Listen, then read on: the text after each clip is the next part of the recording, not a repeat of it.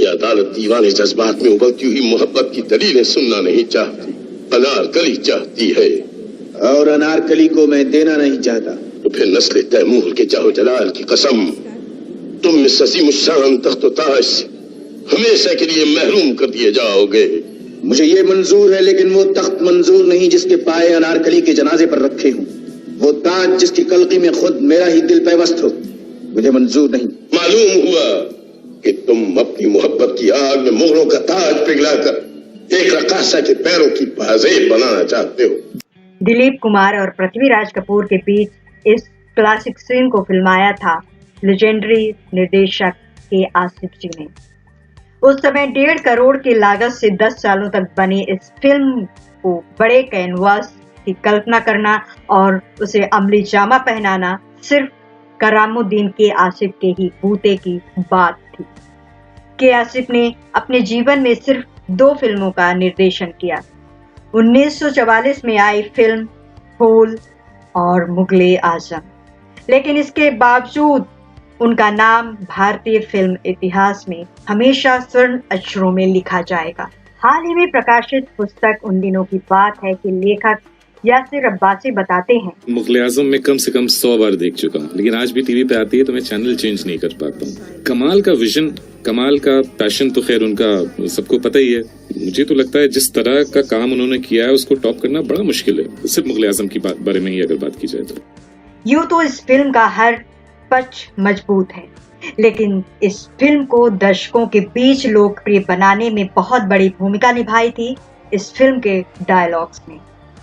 यासिर नवासी अब्बास बताते हैं कि अनारकली को जिंदा चुनाए जाने से पहले के दृश्य में अकबर उनसे उनकी आखिरी इच्छा पूछते हैं। वो कहती हैं कि वो एक रात के लिए भारत की मलिका बनना चाहती हैं। जब डायलॉग सिटिंग हुई तो ये तीनों राइटर्स, अमान साहब एक्चुअली जीनत अमान के वालिद भी, तो अमानुल्लाह साहब, एहसन रिजवी साहब और वजाहत मिर्जा, ये 3 लोग स्टोरी सिटिंग में थे। तो पहले एहसन रिजवी साहब और अमानुल्लाह साहब ने अपने अपने वर्जन सुनाए, आसिफ साहब ने सुने, और फिर वो वजाहत मिर्जा साहब की तरफ पलटे कि भाई अब आप अपना सुनाइए। तो वजाहत मिर्जा साहब एक पानदान रखते थे, उन्होंने अपना पानदान खोला और पानदान में से एक वो पर्ची निकाली और मुंह में जो पान था वो थूक के बोले कि बाकी जो लोगों ने कहा ये सब बकवास है, इतना लंबा चौड़ा भाषण करने की क्या जरूरत है। अनारकली सिर्फ एक छोटी सी चीज करेगी, सलाम करेगी और कहेगी कि ये कनीज जलालुद्दीन मोहम्मद अकबर को अपना खून माफ करती है। और सारे लोग वाह वाह करने लगे और अपनी पर्चियां फाड़ी, वजाहत मिर्जा साहब को गले लगा। शहनशाह की इन बेहिसाब बख्शिशों के बदले में ये कनीज जलालुद्दीन मोहम्मद अकबर को अपना खून माफ करती है। जब मोहे पनघट पे नंदलाला छेड़ गए गाना फिल्माया जा रहा था तो सबको संदेह था कि मधुबाला इतनी ऊंची कोटि का कथक कर भी पाएंगी या नहीं, क्योंकि वो एक कथक ट्रेन डांसर नहीं थी। जब वो रिकॉर्ड कर रहे थे ये गाना मोहे पनघट पे, तो आसिफ साहब और लच्छू महाराज दोनों उनके पास आए और उनसे कहा कि देखिए नौशाद साहब, कुछ इस तरह का गाना कंपोज कीजिए कि नवाब वाजिद अली शाह के दरबार में जो ठुमरी और दादरा होता था कुछ उससे मिलता जुलता कुछ होना चाहिए, ताकि हम भी इंस्पायर हो, हमें भी कुछ अपना जौहर दिखाने का मौका मिले। तो सुन के नौशाद साहब ने लच्छू महाराज से कहा कि आप कथक करवाना चाहते हैं मधुबाला से, लेकिन कथक की रिक्वायरमेंट तो एक्सपर्टीज है और मधुबाला कैसे कर पाएंगी वो हाव भाव और फेशियल एक्सप्रेशंस, और वो कैसे कर पाएंगे। तो लच्छू महाराज ने कहा कि आप उसकी फिक्र ना करें, वो मैं करवा लूंगा और वो बिल्कुल फर्स्ट क्लास करेंगी। उन्होंने रिकॉर्ड किया नौशाद साहब ने और बिल्कुल वैसे ही हुआ, मधुबाला ने जबरदस्त डांस किया उसमें। दिलचस्प बात यह है कि इस गाने की शूटिंग को कई बड़े लोगों ने देखा। चीन के प्रधानमंत्री चुंगलाई, पूर्व शायर फैज अहमद फैज और बाद में पाकिस्तान के प्रधानमंत्री बने जुल्फकार अली भुट्टो शूटिंग को देखने आते थे। गाने की शूटिंग जितने दिनों चली उतने दिनों वो रोज आए। बाद में उन्होंने कहा कि मैं सिर्फ ये गाना सुनने आता हूँ। उनको इतना पसंद था वो गाना कि वो दिन भर रहते थे जब तक उसकी शूटिंग चलती थी, और बीच बीच में ब्रेक्स में वो गाना बजा के सुनते भी थे, क्रू के साथ खाना खाते थे और बाकायदा इस गाने से बहुत उनको लगाव था। इस फिल्म की जान थी कि आसिफ का अटेंशन टू डिटेल, जोधाबाई को पहनाए गए कीमती कपड़ों को हैदराबाद के सलाजर जंग म्यूजियम से उधार लिया गया था।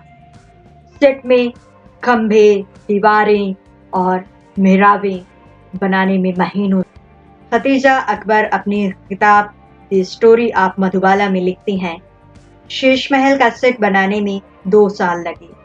आसिफ को इसकी प्रेरणा जयपुर के अजमेर किले में बने शीश महल से मिली थी। उस समय भारत में उपलब्ध रंगीन शीशों की गुणवत्ता इतनी अच्छी नहीं थी। इन चीजों की बहुत ज्यादा कीमत चुका के बेल्जियम से आयात किया गया। इसी बीच ईद आ गई। रस्मों का पालन करते हुए मुगले आजम के फाइनेंसर सहाबुद्दीन मिस्री के आसिफ के घर पर ईदी लेकर के पहुंचे। एक चांदी के ट्रे पे कुछ सोने के सिक्के और 1 लाख रुपए नगद लेकर के गए। के आसिफ ने पैसे उठाए और मिस्त्री जी को वापस करते हुए कहा कि इन पैसों का इस्तेमाल मेरे लिए बेल्जियम से शीशे मंगवाने के लिए करिए। मुगले आजम का सबसे मशहूर गाना था प्यार किया तो डरना क्या।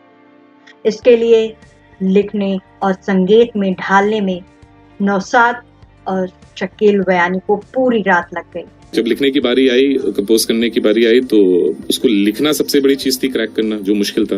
तो नौशाद साहब अपने घर पहुंचे, शकील साहब को अपने घर पे बुलाया, वो 6 बजे अपने कमरे में गए और दरवाजा बंद कर दिया और पूरी रात कोशिश जारी रही इस गाने को लिखने की। तमाम और शायरों के शेर इस्तेमाल करने की कोशिश की गई, लेकिन वो हो नहीं पा रहा था। कुछ करते करते करते आधी रात गुजरने के बाद नौशाद साहब को याद आया कि बचपन में एक पूर्वी का कोई गाना सुना था, प्रेम किया का चोरी की। तो वो उन्होंने शकील साहब से जिक्र किया और शकील साहब को बहुत पसंद आया। तो उसके बेसिस पे शकील साहब ने फिर उसको इलैबोरेट करके पूरा गाना लिखा। वो गाना खत्म करके वो लोग सुबह कमरे से बाहर निकले तो सुबह का सूरज निकल रहा था। आसिफ ने नौशाद साहब से कहा कि वो स्क्रीन पर तानसेन को गाते हुए दिखाना चाहते। सवाल उठा कि उसे गाएगा कौन। नौशाद ने कहा कि उस समय के तानसेन बड़े गुलाम अली खां से गाना गवाना चाहिए, लेकिन वो इसके लिए तैयार नहीं होंगे।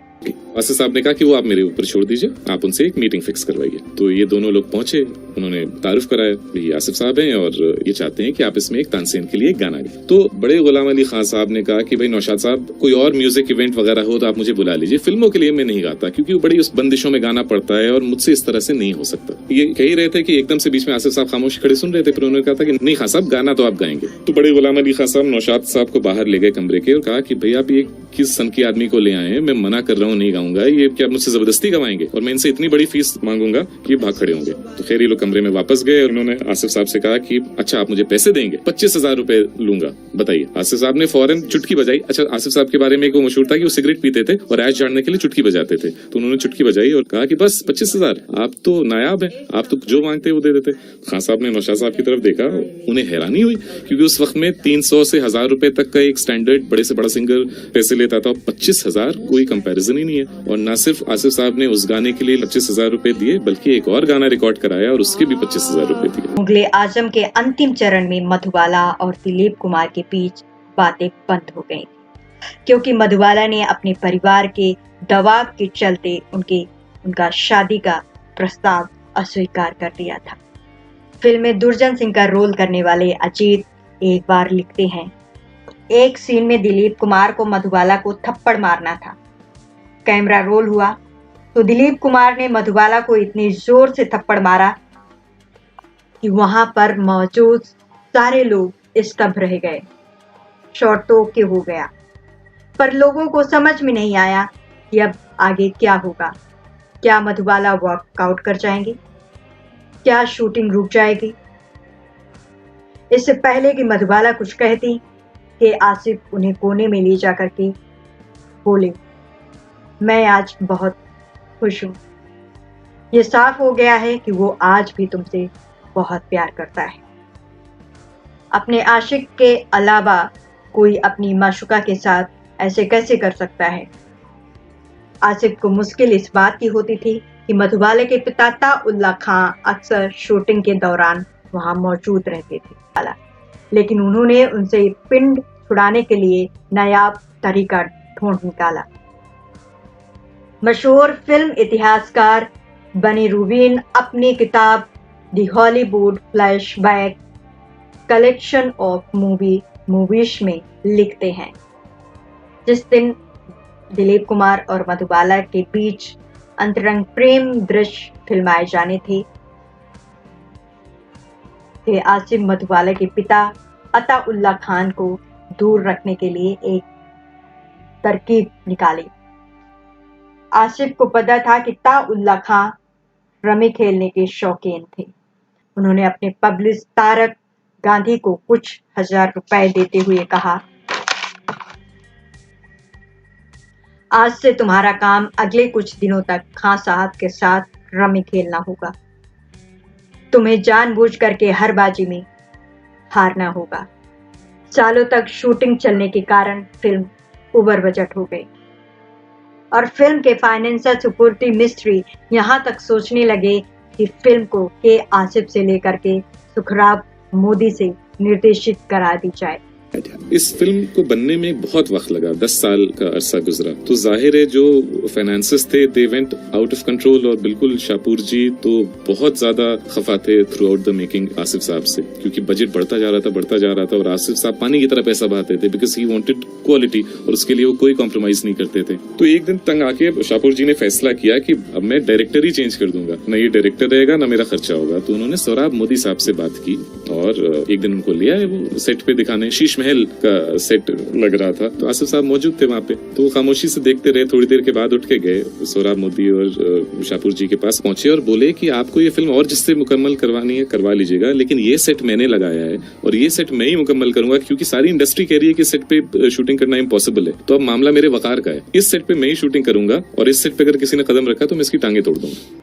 मुगले आजम अपने जमाने की सबसे महंगी और सबसे सफल फिल्म थी, लेकिन इस फिल्म का निर्देशक के आसिफ ताउम्र किराए के घर पर रहे और टैक्सी पर चले।